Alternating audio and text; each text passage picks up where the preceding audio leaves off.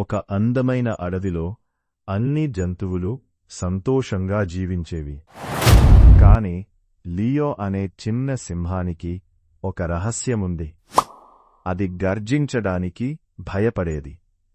పెద్ద సింహాలు గట్టిగా గర్జిస్తే లియో మాత్రం చిన్నగా మ్యావ్ అనేది.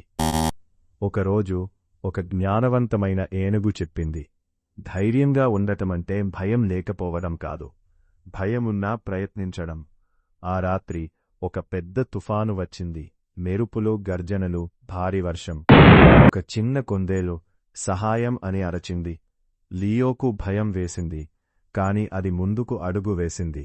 ఒక లోతైన శ్వాస తీసుకుంది మరియు తన ఆ గర్జన అడవంతా మార్మోగింది.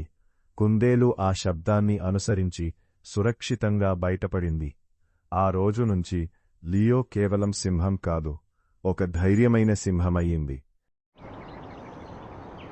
గుర్తుంచుకోండి, ధైర్యమంటే భయమున్నా ప్రయత్నించడం. ఇది చూసిన అన్ని జంతువులు ఆశ్చర్యపోయాయి. పక్షులు కూడా నిశ్శబ్దంగా చూశాయి. లియో మాత్రం నెమ్మదిగా నవ్వుకున్నాడు, ఎందుకంటే అతను తనలో ఉన్న నిజమైన ధైర్యాన్ని కనుగొన్నాడు.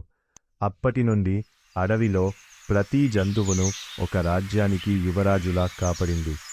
ఆ రోజు నుంచి లియో కేవలం ఒక సింహం కాదు, ఒక ధైర్యమైన సింహమయ్యింది. మనకు భయం రావడం సహజం, కానీ ఆ భయాన్ని ఎదుర్కొని ముందుకు వెళ్లడం నిజమైన ధైర్యం.